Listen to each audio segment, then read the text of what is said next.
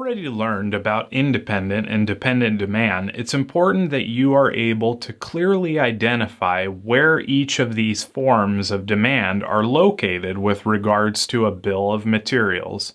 Let's look closer at two types of bill of materials, a tree format and an indented bill of materials, to understand better where independent and dependent demand is located.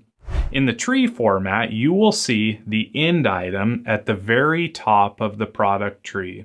This end item is also our independent demand item. The independent demand or end item is located and scheduled in the master production schedule, not in material requirements planning or MRP. In the indented bill of materials, the end item or independent demand item will be found at the top, and it will not be indented. It will be furthest to the left. Dependent demand in the tree format can be found below the independent demand item.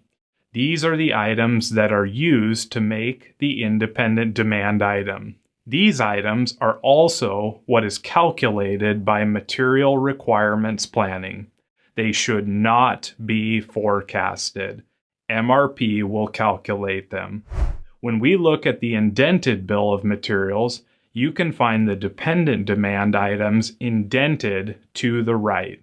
It's important to note that many items could be both dependent and independent demand.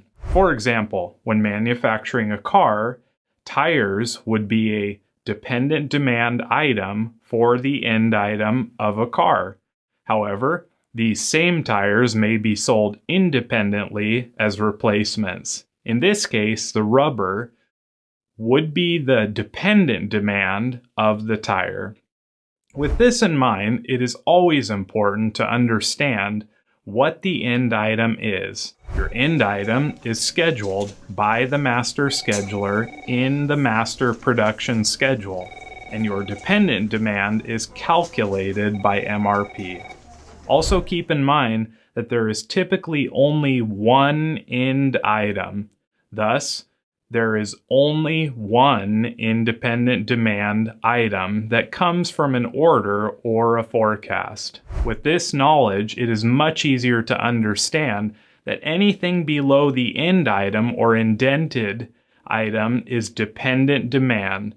Now, let's challenge our minds with a question that you can answer in the community.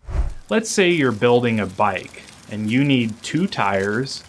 A customer orders a custom bike, and the tires used on that bike are also sold individually. Your order is for a bike.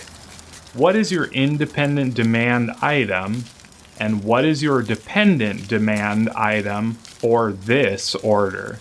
We look forward to all your responses, and we'll see you in the next module.